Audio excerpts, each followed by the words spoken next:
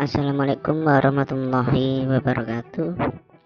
Saya Muhammad Rizalul Amin Al-Farabi, NIM 932139818. Di sini saya akan menjelaskan tentang antara kompetisi dan keadilan.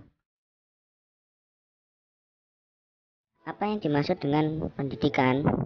Yaitu pendidikan merupakan wahana yang berperan sebagai alat dalam menyalurkan ilmu, pengetahuan, alat dalam pembentukan watak, dan juga alat pelatihan keterampilan, alat untuk mengasah otak, dan lain-lain sebagainya. Dan apa yang dimaksud dengan pendidikan yang humanis populis? Yaitu para pelaku dan agenda mereka yang tersembunyi itu membangun suatu sistem, yaitu sistem pasar, sistem komando, dan sistem humanis populis yang menjadikan manusia sebagai tujuan yang menjangkau semua lapisan dan tidak bersifat eksklusif. Dan apa yang dimaksud dengan pendidikan dalam anatomi ekonomi politik?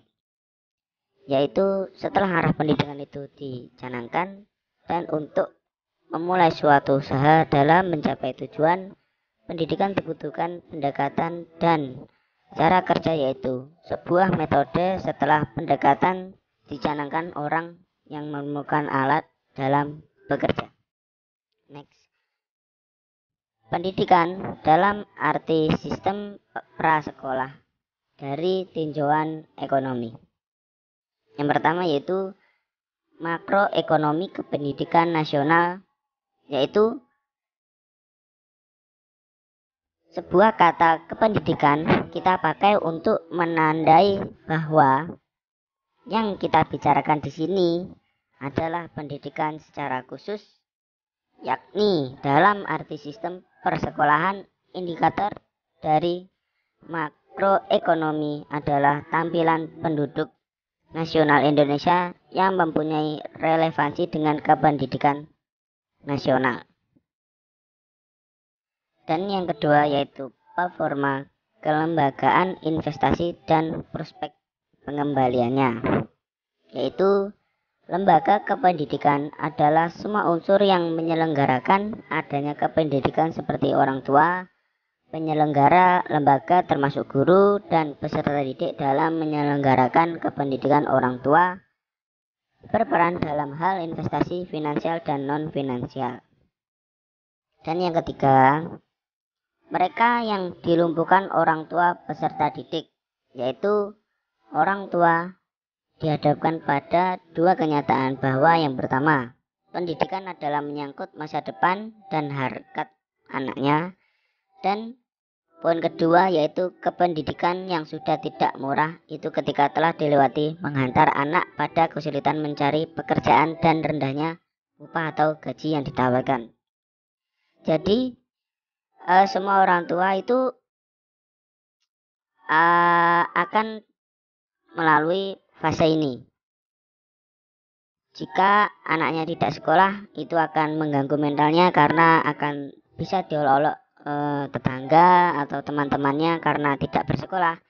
Di lain sisi, orang tuanya berpikir bahwa ketika anak itu disekolahkan dengan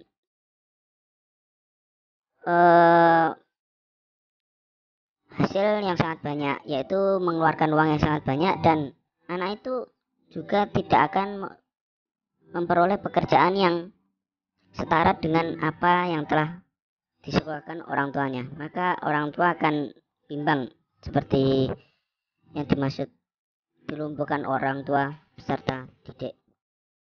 Next yaitu tata pendidikan berkeadilan sosial. Kesalahan paradigma dan pendekatannya, yaitu kesalahan ini sudah bermula dan merupakan warisan pemerintah kolonial Belanda. Oleh pemerintah Orde Baru, sayang sampai kini masih dilanjutkan tanpa sadar. Warisan kolonial Belanda itu sangat disayangkan dengan ramuan kapitalis liberal dan sentuhan fasisme kolonial Jepang menjadi sistem pendidikan yang rebelaris feodalis. Jadi sistem persekolahan di Indonesia itu masih menganut warisan pemerintah kolonial Belanda hingga sampai sekarang ini. dan beratnya tanggungan dan seriusnya ketimpangan ekonomi sosial bangsa.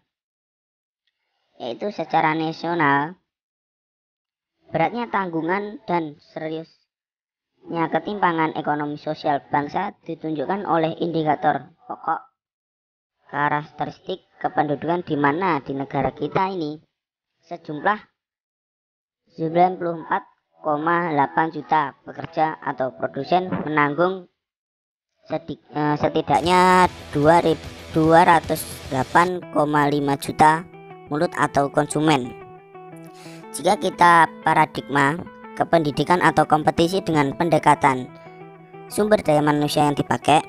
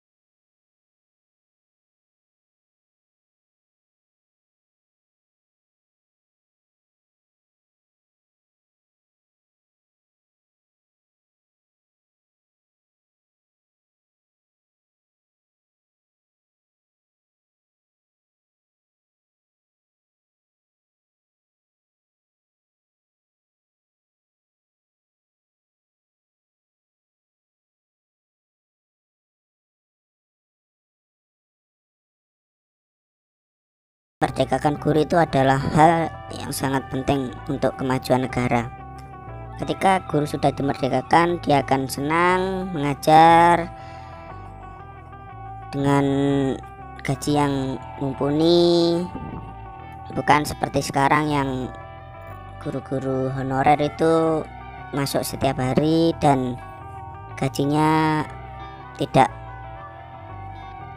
sangat-sangat tidak layak, dan itu membuat kependidikan di Indonesia semakin terpuruk.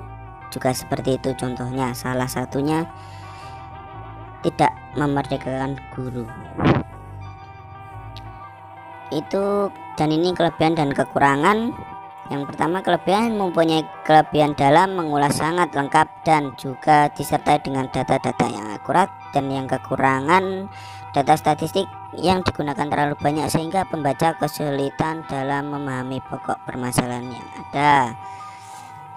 Terima kasih. Jika ada penjelasan saya yang kurang dipahami, saya mohon maaf, dan ada tutur kata saya yang salah, saya juga mohon maaf. Saya pamit undur diri. Wassalamualaikum warahmatullahi wabarakatuh.